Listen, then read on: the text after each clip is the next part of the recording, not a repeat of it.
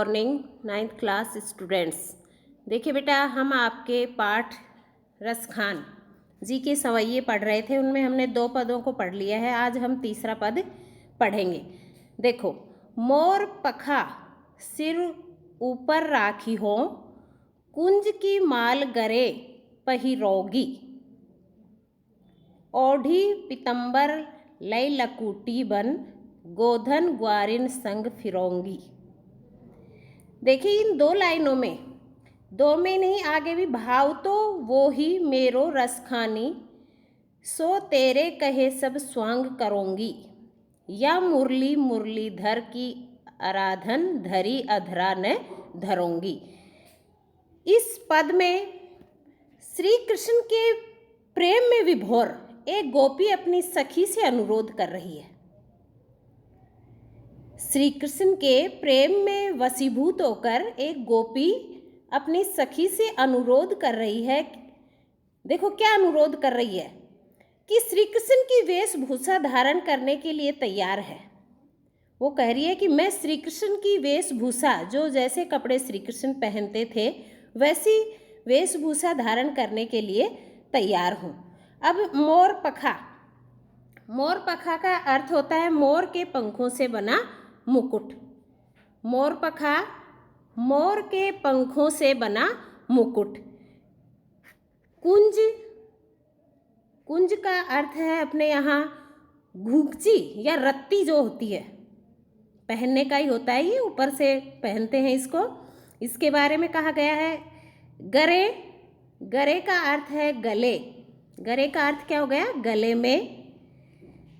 और आगे देखिए, गोधन, गोधन का अर्थ होता है गाय।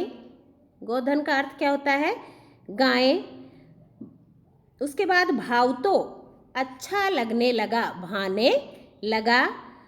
स्वांग, स्वांग का अर्थ होता है रूप धारण करना। स्वांग का क्या अर्थ है यहाँ? रूप धारण करना। अधरान, अधर जो होते हैं उसके बारे में अधरान कहा है, तो अधरान हो गए ये होठों पर। अधरान का अर्थ क्या हुआ? होठों पर। धरी, रखी हुई है। धरी का अर्थ है रखी हुई है। और धरोंगी, रखूंगी। धरोंगी, रखूंगी। तो ये अपने इस चारों पदों में, लाइनों में, पद की लाइनों में हमारे शब्दार्थ हैं जिनके अर्थ मैंने आपको बताए हैं। अब इस पद में मैंने जैसा बताया कि श्री कृष्ण के प्रेम में विभोर होकर एक गोपी अपने सखी से अनुरोध कर रही है कि वह श्री कृष्ण की वेशभूषा धारण करने के लिए भी तैयार है। देखो, मोर पखा सिर ऊपर राखी हो, कुंज की माल गरे पहिरोगी। अब इसमें वह श्री कृष्ण की भांति अपने सिर पर मोर मुकुट, वो कह रही है कि मैं उनका वेशभूषा धारण करने के लिए तैयार हूँ। तो श्री कृष्ण क्या धारण करते हैं? श्री कृष्ण की भांति वह सिर पर मोर मुकुट, मोर पखा, मोर मुकुट, और गले में कुंजाओं से बनी माला धारण कर लेगी। कुंज की माल गरे पहिरोगी, और गले में वह कुंजाओं से बनी हुई माला धारण कर लेगी। तो अपनी पहली लाइन का बेटा यही अर्थ हो गया कि श्री कृष्ण, वह गोपी श्री कृष्ण की भांति अपने सिर पर मोर मुकुट और गले में कुंजाओं, जो लताएं होती हैं, उनसे बनी माला धारण कर लेगी। ओढ़ी पितंबर, पितंबर, पितंबर पीले रंग का जो वस्त्र होता है उसे हम क्या कहते हैं? पितंबर। क्या कहते हैं उसे? पितंबर कहते हैं। तो पितंबर ओढ़ के हम लोग, पितंबर धारण करके हाथ में लाठी लिए, ओढ़ी पितंबर ले लकूटी। पितंबर ओढ़ी का अर्थ होता है पितंबर धारण करके, और ले लकूटी हाथ में लाठी लिए। बन गोधन, वन में गाय चराने को प्रस्तुत है। ग्वारिन संग फिरोंगी, अर्थात ग्वालों के संग में वह गाय चराने के लिए भी तैयार है। कौन? गोपी, जो कि श्री कृष्ण के प्रेम में पागल हो रही है। तो वो कह रही है कि मैं पीले रंग का कपड़ा वस्त्र धारण करके, हाथ में लाठी लिए हुए, और वन में ग्वालों के संग में गाय चराने के लिए भी तैयार हूँ। अब नेक्स्ट देखिए, भाव तो वो ही मेरो रसखानी। वह कह रही है कि श्री कृष्ण उसके मन को भा गए हैं। भाव तो वही मेरो रसखानी, अर्थात जो श्री कृष्ण है, रसखान जी कह रहे हैं, वो मेरे मन को भा गए हैं। अतः वह सखी से अनुरोध कहे सब स्वांग करोगी, अर्थात वो कह रही है कि मुझे श्री कृष्ण मन को भा गए हैं, मैं उनको पाने के लिए, उनको प्राप्त करने के लिए सारे स्वांग करने को तैयार हूँ, सारे रूप धारण करने के लिए तैयार हूँ। अब देखो, या मुरली मुरलीधर की अधरान धरी अधरान धरूंगी।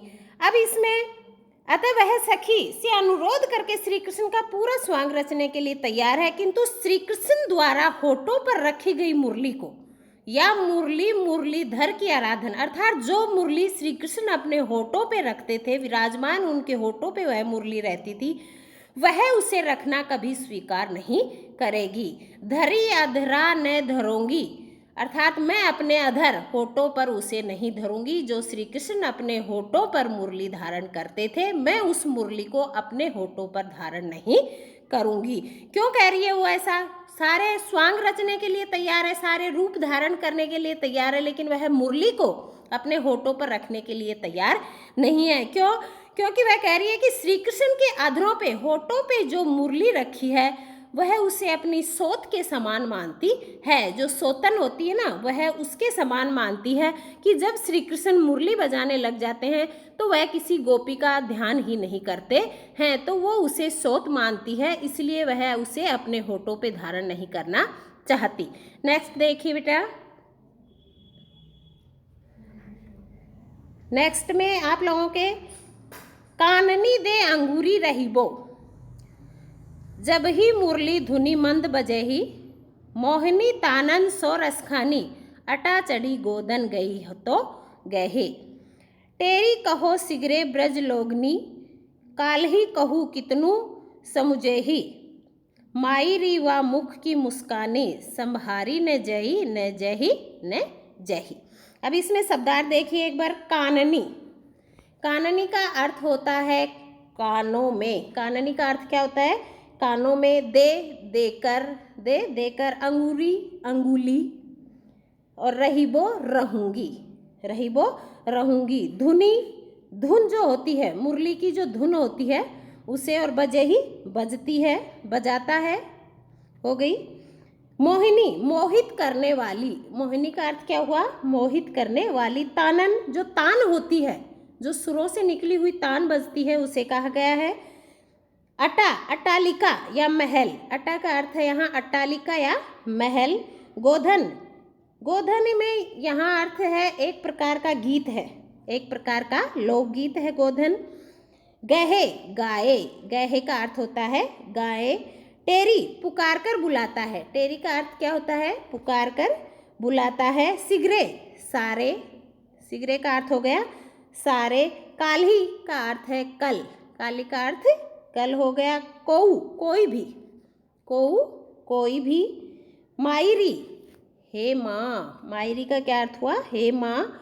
वा का अर्थ है उस, और संभारी न जई, संभाली नहीं जाएगी, संभाली नहीं जाएगी। ये बेटा अपने शब्दार्थ हैं इसमें। अब देखो, काननी दे अंगूरी रहीबो, जब ही मुरली धुनी मंद बजई।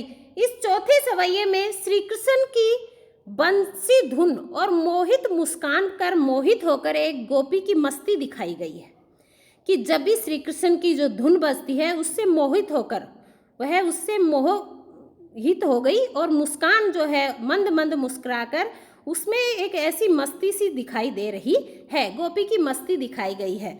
अब देखिए क्या कहा है इसमें कि मुरली की धुन से काननी दे अंगूरी रहीबो, अर्थात जब भी श्री कृष्ण की मुरली बजेगी तो मैं अपने कानों पे अंगुली रख लूंगी। काननी, कानों पे, दे देकर अंगुली रहीबो, अर्थात मैं मेरे कानों में अंगुली दे लूंगी या कानों के ऊपर अंगुली रख लूंगी। जब ही मुरली धुन मंद बजेगी, जब भी श्री कृष्ण की मुरली की धुन जो है मंद मंद धीरे धीरे बजेगी तो मैं अपने कानों पे अंगुली रख लूंगी। सेकंड है मोहिनी तानन सो रसखानी।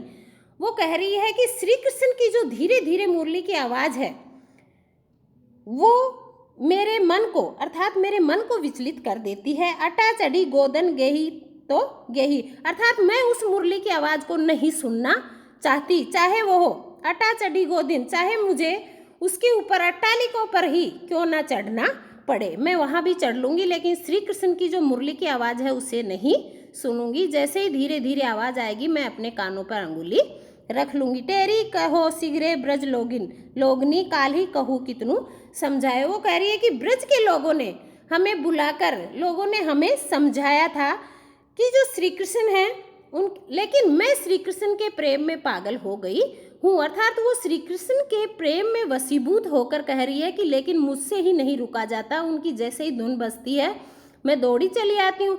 लेकिन लोगों ने हमें, कल ही ब्रज के लोगों ने समझाया था। माई री वाह मुख की मुस्कानी, वह अपने माँ से कह रही है कि हे माँ, जो उसके मुख की जो मुस्कान है श्री कृष्ण की, वो कह रही है कि मेरे मन भावन है, उसके जादू से मैं नहीं बच सकती। मुख की मुस्कानी संभाली न जाए। जो श्री कृष्ण की मन की जो मुस्कान है मुख की, वो मेरे से संभाली नहीं जाती। अर्थात उसमें एक अजीब सा जादू है। जैसे ही वो मुस्कुराते हैं मैं अपने आप को रोक नहीं पाती हूँ।